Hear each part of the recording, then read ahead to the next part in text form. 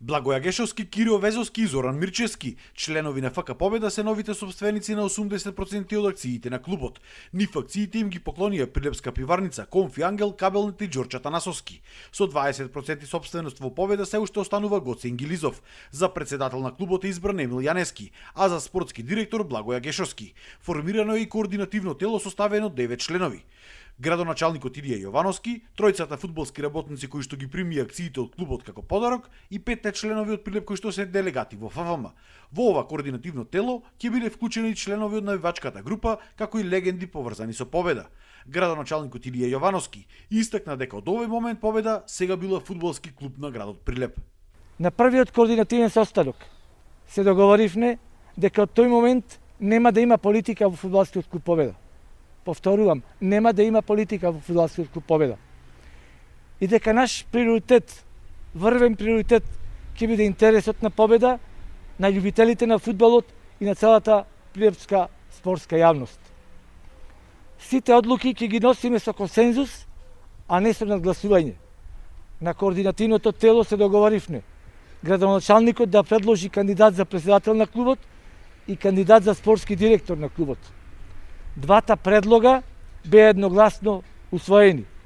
За председател на клубот да биде избран Емил Јанески, а за спортски директор Благоја Гешовски, кои заедно со актуелниот тренер на фудбалскиот клуб Победа Дарко Крстевски да го водат клубот до крајот на првенството. Председателот на клубот Емил Јанески истакна дека ситуацијата во клубот не е добра. Недостасувале пред се пари, а Победа во моментов се бори за опстанок во втората Лига Исток. Јанески рече дека е потребна помош од сите што им мислат добро на Победа, а најмногу од бизнис секторот.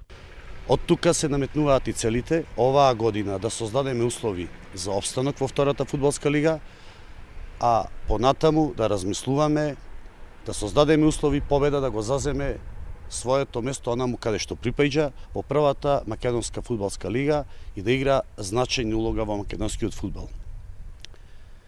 Јас ветувам, давам честен збор дека нема да се дозволи политика во фудбалскиот клуб Победа на овој стадион и во овие простории. Победа е градски проект, Победа е надпартиски проект.